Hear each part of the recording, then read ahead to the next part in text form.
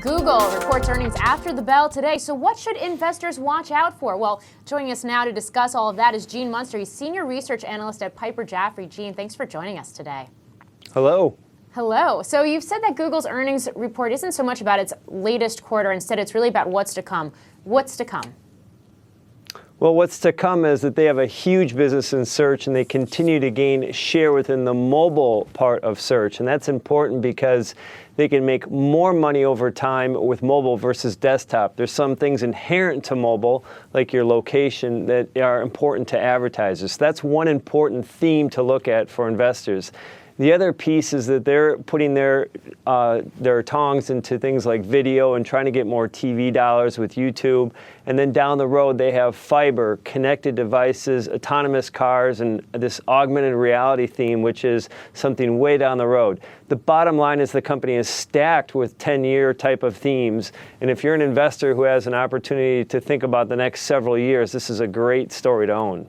And certainly you just rattled off a number of topics that are very, very interesting. Let's hone in on one of those, specifically self-driving cars. Now, let's talk about that as part of your longer-term outlook on Google. Do you think they'll really be a viable, even possibly common option in the near future?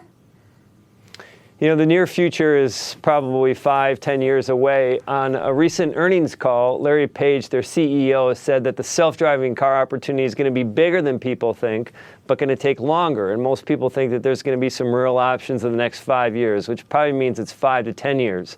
It's still an investable part of the story today because this is a huge market. And, you know, in total, there's about 60 million vehicles sold per year worldwide. And so if they just get a fraction of those as autonomous, that can be a huge business for Google.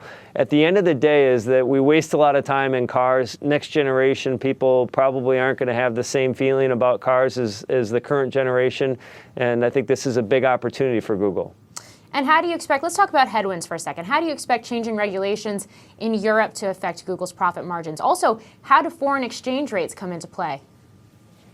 Well, there are some choppy issues near term, as you mentioned. Probably the biggest one is what's going to happen with the EU. There's been some change in leadership there, and traditionally the EU has not been very favorable to big U.S. tech companies like Microsoft 15, 20 years ago, and it's Google today. And so there's some uncertainty about how Google's going to have to operate. And the key question there is what's going to happen with some of their data. That's what makes Google such a strong company, is their data.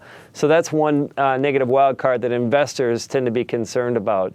The second big wild card, as you mentioned, is FX. And in general, we've seen companies talk about a 5% hit. Facebook last night talked about a 5% hit. So that's something that probably is not as a big of a concern because it hits everybody, but it is something that's going to impact the numbers.